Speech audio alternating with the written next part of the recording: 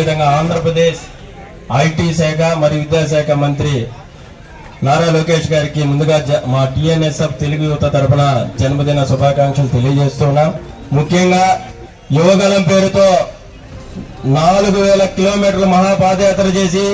ప్రజల పడుతున్న కష్ట సుఖాలు తెలుసుకొని అధికారంలో వచ్చిన వెంటనే విద్యార్థుల కోసం అయితే ముఖ్యంగా అనేక కార్యక్రమాలు, ఏదైతే ప్రభుత్వ జూనియర్ కాలేజీలో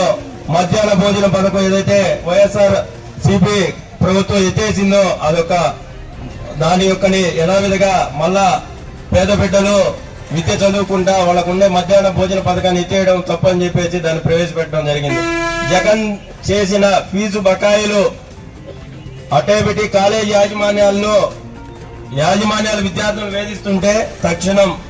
ఆయా గవర్నమెంట్ రాగానే కొన్ని కోట్లు రిలీజ్ చేసి